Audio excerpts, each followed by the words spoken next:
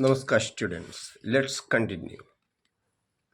Yesterday we studied the meeting between Casca and Cassius, where Casca asked Cassius, "Why do you tempt the heavens so much?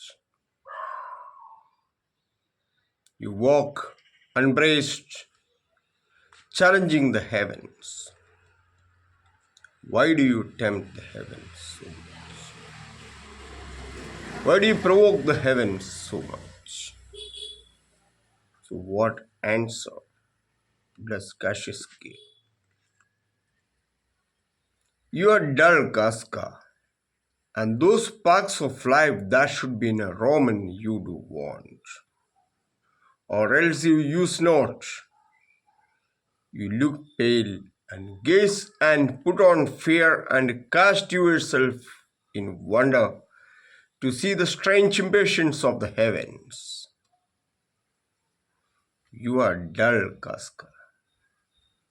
You are stupid, a fool who can't understand anything.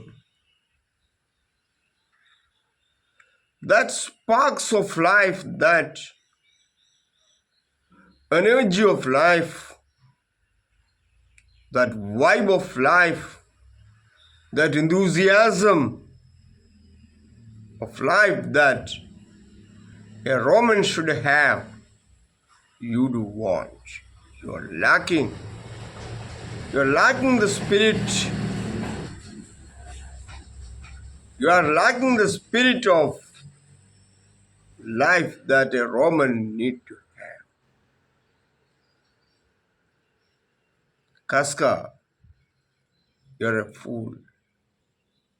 You lack the spirit that a Roman needs to have.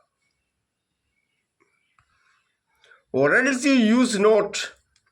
Deliberately you do not use.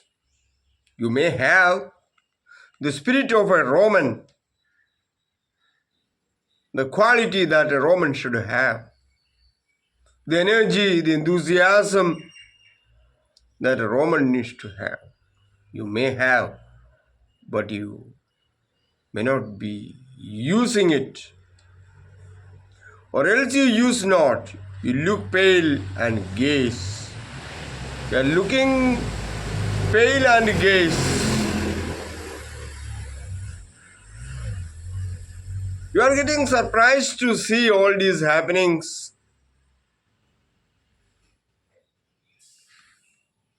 And you look in surprise, in wonder.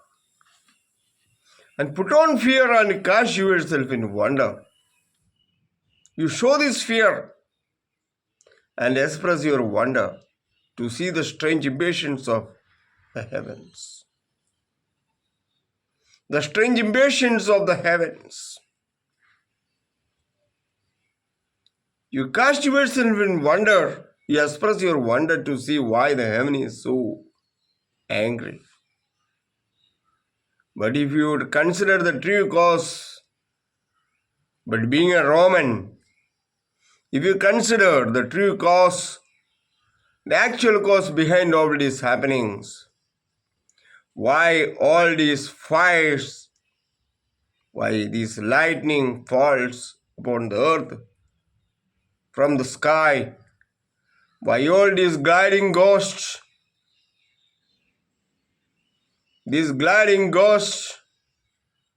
we have seen that women were looking like ghosts. Why these gliding ghosts? Why the birds and beasts from their quality and kind?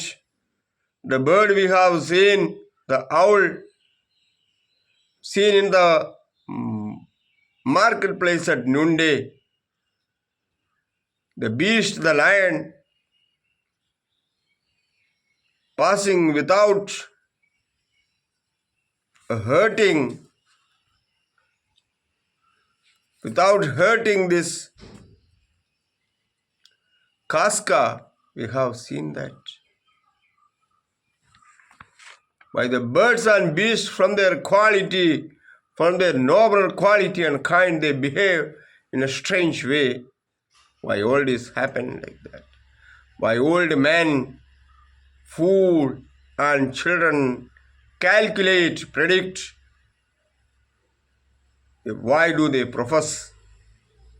Why all these things strange from their ordinance, their natures and preformed faculties to monstrous quality?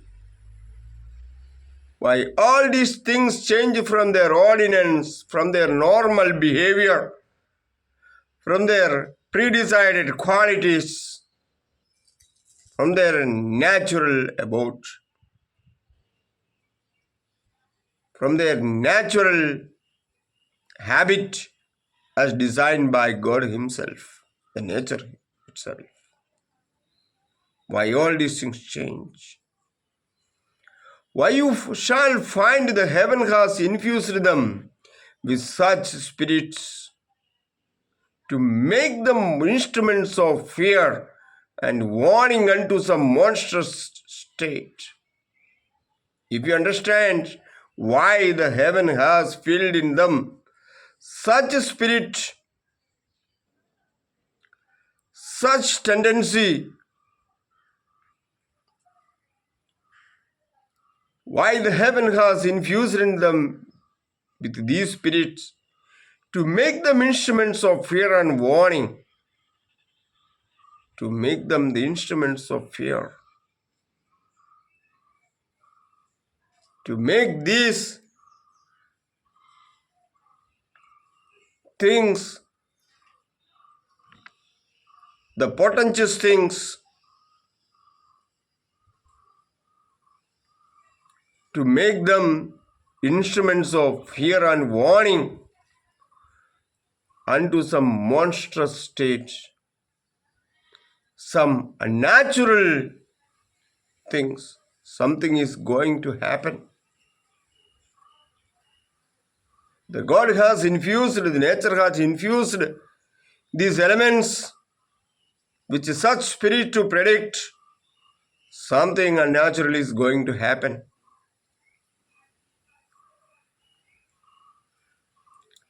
Now could I, Casca, name to thee a man most like this dreadful night, that thunders, lightens, opens graves and rolls and do the lion in the Capitol. Now, Casca, may I tell you the name of a person, a man,